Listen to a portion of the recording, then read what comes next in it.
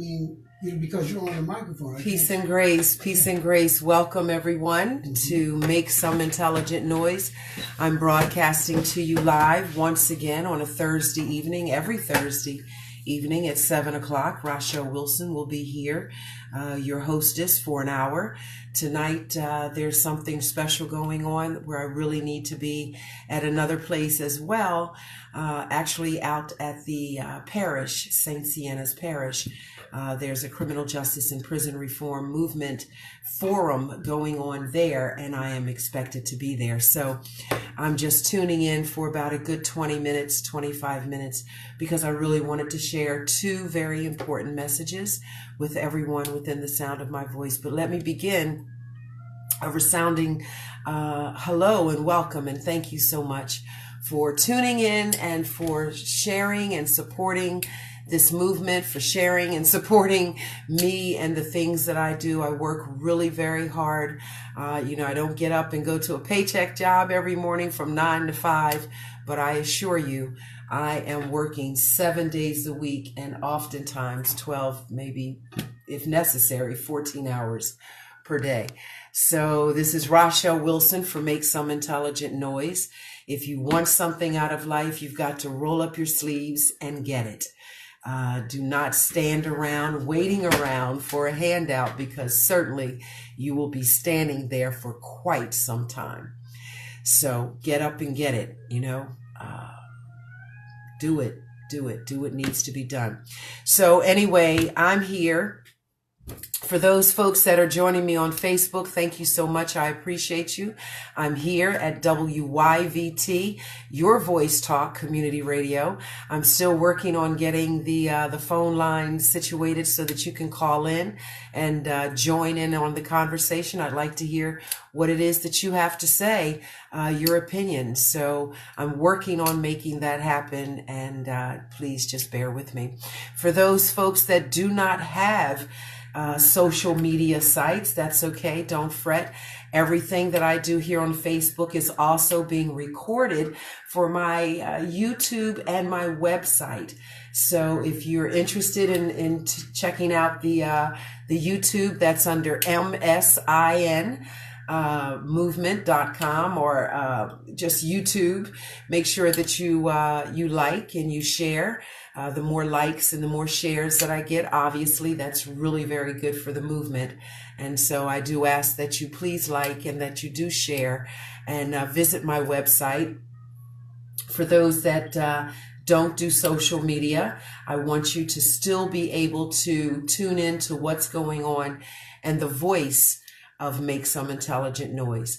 So my website is msnprisonreform.com, msnprisonreform.com. Go to the website. Feel free to watch all of the videos and all of the movement that I've been doing for the last 3 years. You can go into the archives and check it out and see how raw and fresh I was back in those days, 3 days ago, compared to, I'd like to think, a bit more polished me nowadays, 3 years later. So I'm in this movement.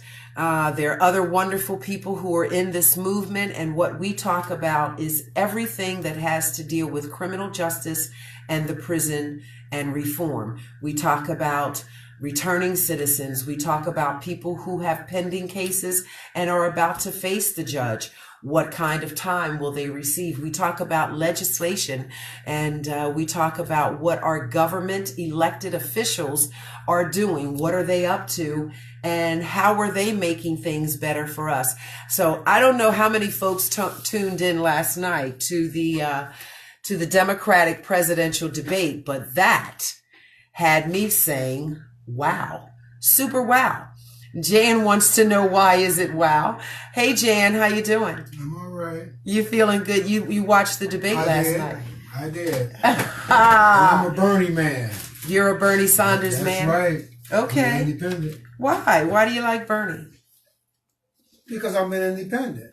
Just like Democrats vote for Democrats simply because they're Democrats. And a lot of times they might not be the best candidate, but they'll vote for them anyway, just because they're a Democrat. So they're voting the party and not the person. There you go. And independent is a person that's an independent thinker that I'll vote Republican if he's going to be doing the best thing for not just Jaehn Dennis, but for everybody.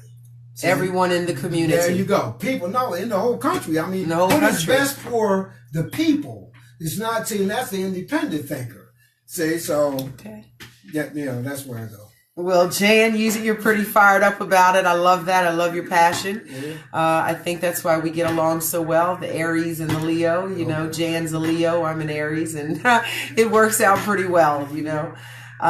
So the 2 points that I really want to make, I want to be very clear for anyone that is tuning in at this time.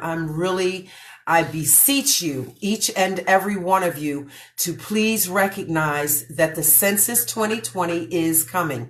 It is imperative that each and every one of us be counted. There are millions of dollars waiting to come to your community, to your neck of the woods, and help with programs, educational, liberal art programs, you name it.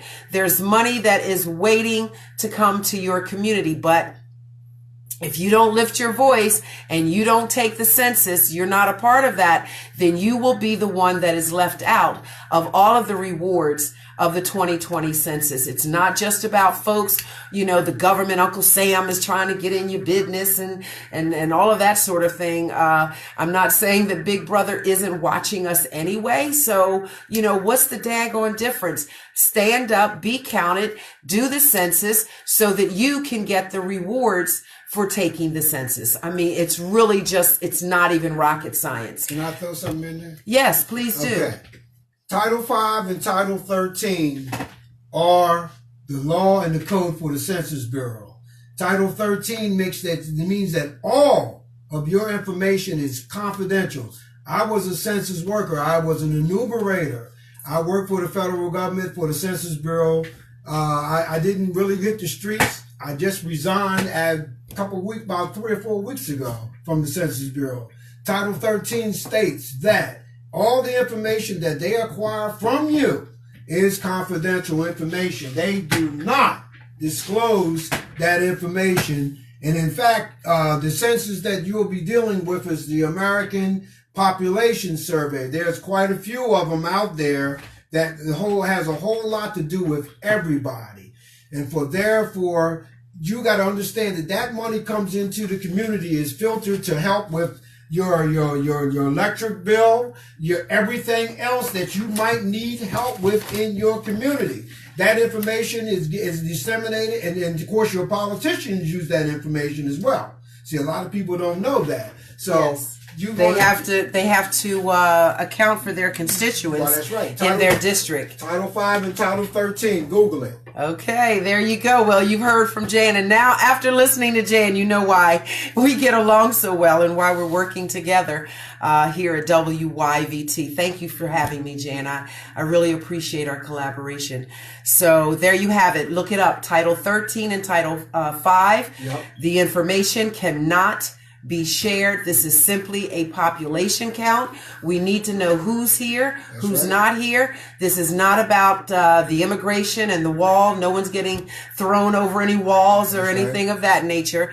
This is really just about making sure that everyone gets the proper reward that they are entitled to. When I say reward, I'm speaking of the financial, the monies, the grants that can come in for your community and for if you want to start up a business. How are you going to do that if if you're not counted and you're not a number in the community? So I'm pressing everyone, please, I beseech you, take the 2020 census. When the people come knocking at your door, answer the door and answer honestly. It's very important that you do that. And to carry that a little further in terms of our voting, I know that in the past, even myself, there was a time when I absolutely did not believe in the process of politics. I didn't believe it was going to work, and my voice did not matter. And standing up and voting, it didn't make a difference because the people that I wanted to be elected officials never seem to get elected. Yes, So yes, Jaehn.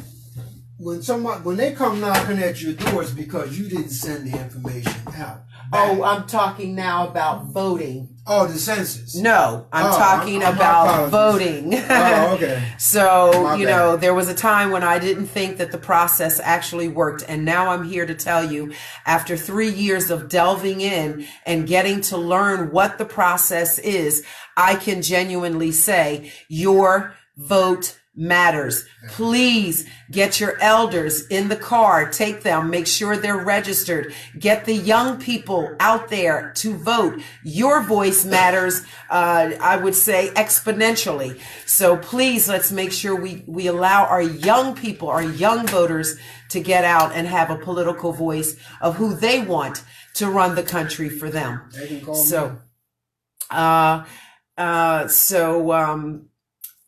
That's very, very important. And also, as I stated, I can't stay for an hour tonight because I really am supposed to be right now at this moment.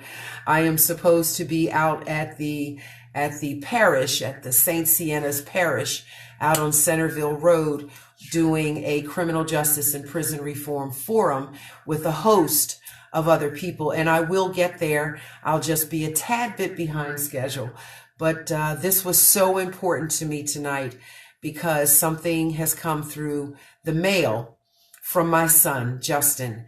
And for all of you who have been watching me over these 3 years, you see me do so many different things. You see me involved in this, and I'm in that place, and I'm talking to these people and interviewing those people.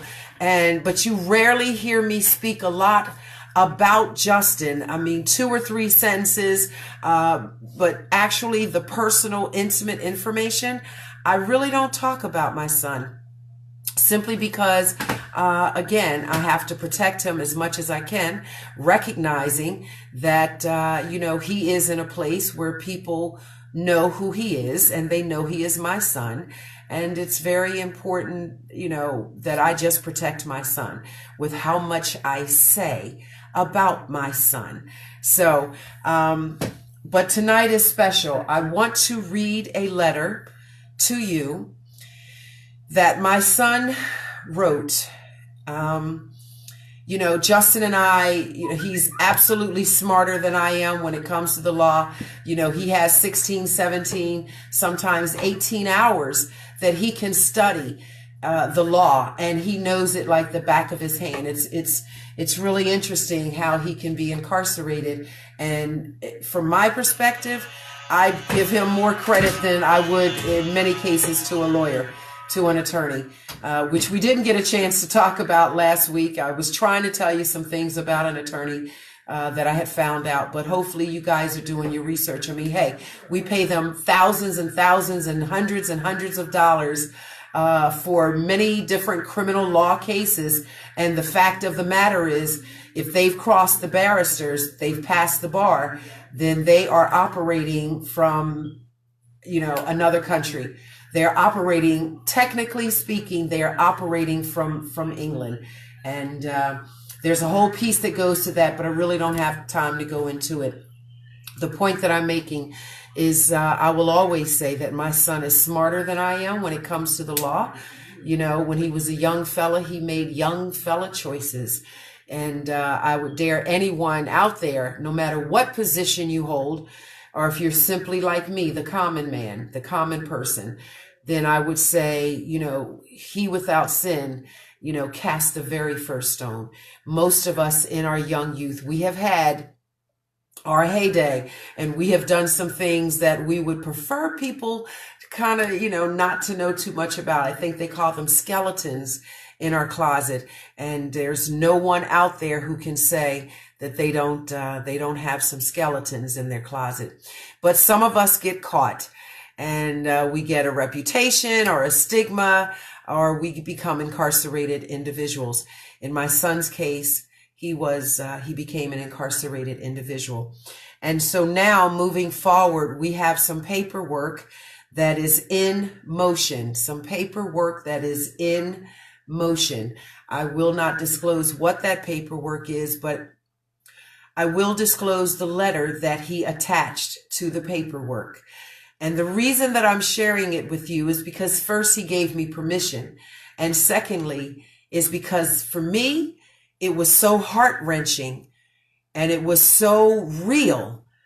It's just, even if he were not my son, particularly stepping outside of myself and looking at this young man, the way he writes, his paperwork is pristine, clean.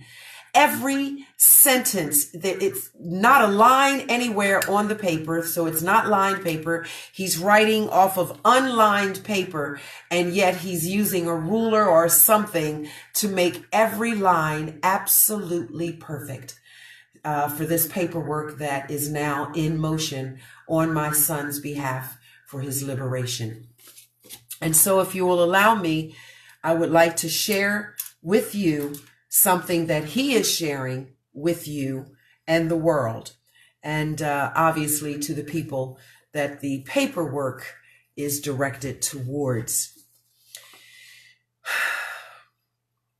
This is from my son, Justyn. Greetings to all. Thank you for taking the time to consider my letter. My name is Justyn, and I am an inmate at the James T. Vaughn Correctional Center. In 2009, I was sentenced to 20 years of incarceration. Thus far, I have completed 10 years of my sentence. Within this time period, I have learned many lessons. I have seen many things. I have heard many things.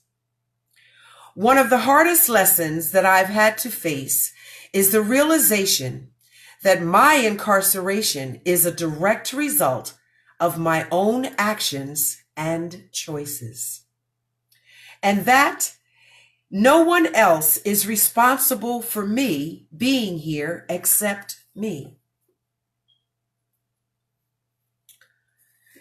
I recognize that I've made more than one regrettable decision in my life, but the decision that led me here has truly affected me and my family in the most heartfelt way.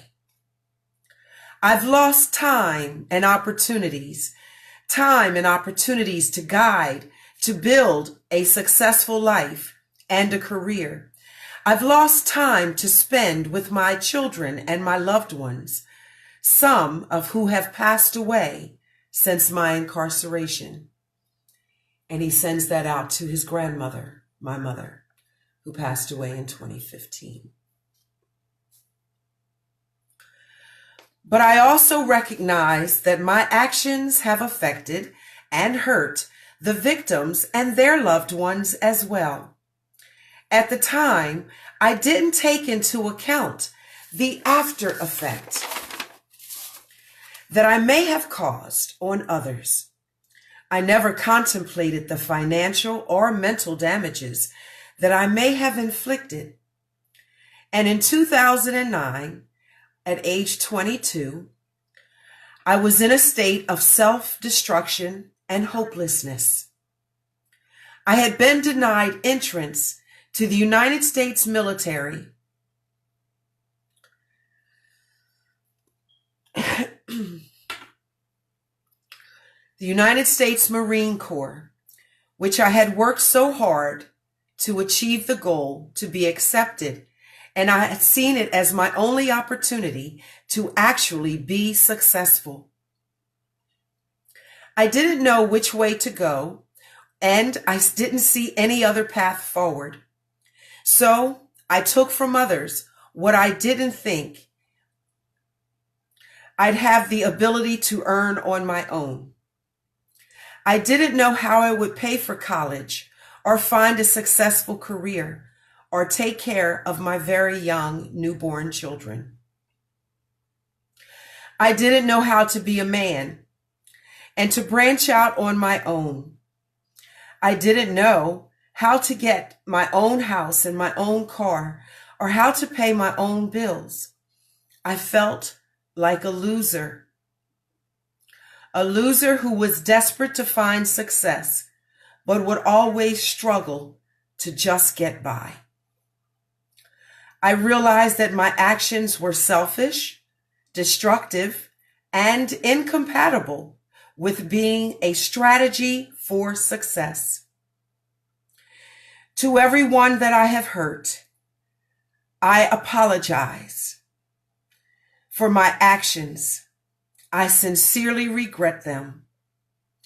I know that my apology won't fix the past or the mistakes or bad choices that I made, but I sincerely hope that it can start the healing process for everyone affected, especially my family.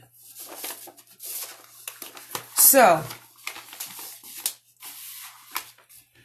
that was a letter from my son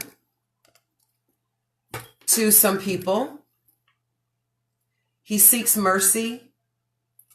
He seeks forgiveness. He asks for redemption. And I think, of course, I forgive him. I'm his mother. I suppose the question would simply be, will you forgive him? You, society, the American people, the courts, the people in authority that have the ability to forgive him. Will you forgive my son? And will you now give him an opportunity to make right? Allow him to come home. Allow him to be a man, to stand on his own 2 feet, to allow him an opportunity to be an awesome father, an awesome dad. His children are growing up, and without a dad, we know how the cycle, the revolving door, we know how the pendulum swings. So, my son seeks forgiveness, redemption, rehabilitation, and restoration. I forgive him. And I sincerely ask anyone out there, if you have a heart, if you've ever committed a sin and sought forgiveness, then I ask you to forgive my son, Justyn. I ask you to forgive him and allow him an opportunity to come home and to be the man that many of us who saw Justyn growing up, we know him, we love him. We know that at age 21, 22, he was not his best self, confused, desperate, afraid, insecure, and making bad choices. But the choices that a young man made at age 22 should not affect him for the rest of his life, which is what this judge wants to do by the amount of years that he gave my son of incarceration. 20 years. People who have committed murder have not received 20 years. And I can go into the record and tell you the names of those cases. People who have done things far worse than rob a liquor store have not received as much time as my son has received. 20 years. Would you really take away his whole life because he made a mistake at age 21, 22? He wasn't his best self. And the people who really know Justyn, who saw him growing up, who had an opportunity to really get to connect with him and converse with him, his intelligence, oh my God, his score is, and his score, I mean his IQ, and of course, yes, his military ASVAB score is absolutely off the charts. He's not stupid. He simply was desperate. And he made a bad choice One that now, 10 years later, at age 32, 33, he can admit he made a mistake and he seeks redemption. Excuse me, I'm staying professional and holding on to my emotions.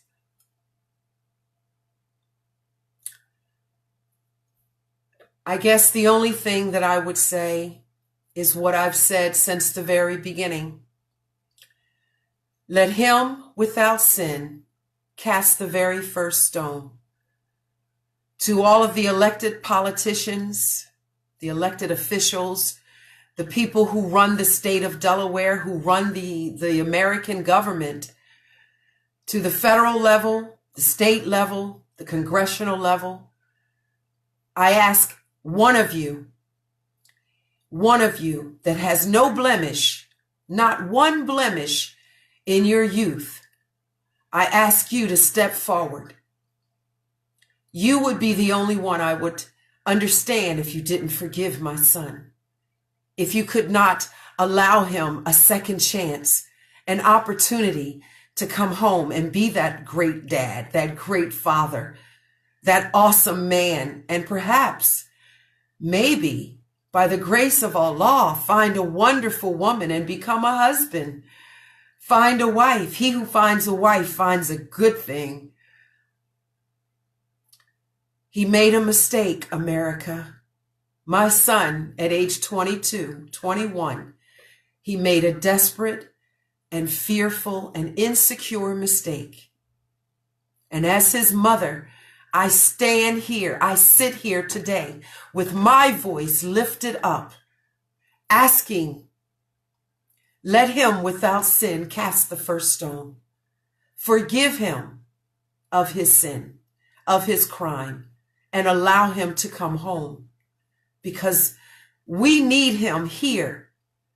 His children are growing up. We need him here. His grandmother, the woman he basically considered as his mother, my mother, who raised him, she has crossed into the spirit world while he was incarcerated. He has not even had an opportunity to properly grieve her death, her transition. America, I ask you, I beseech you, please, grant my son an opportunity to come home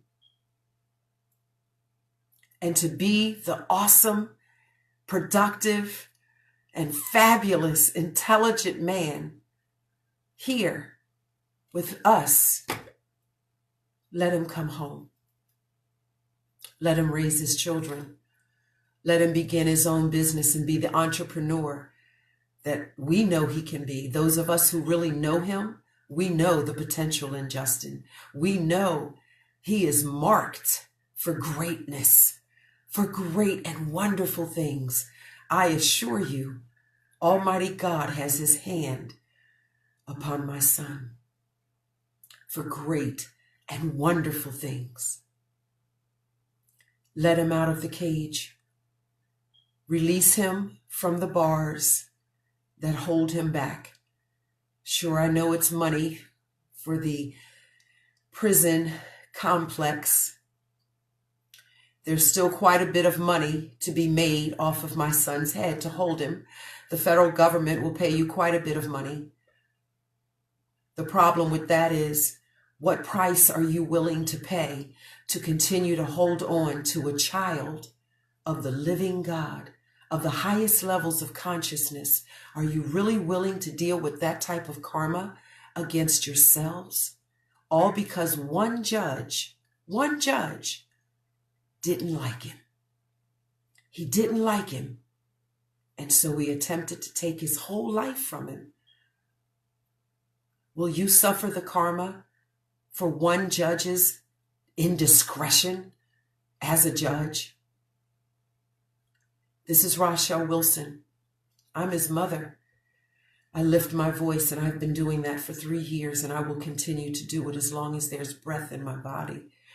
As long as I am his mother, I will stand for him. I will speak up for his right to be released for his freedom to be regained. It is his right.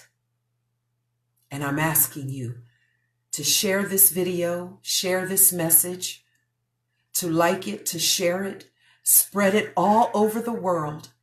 But most importantly, let's make sure that the people in power and position that can allow him to come home, that they do. This is Rachelle Wilson for Make Some Intelligent Noise.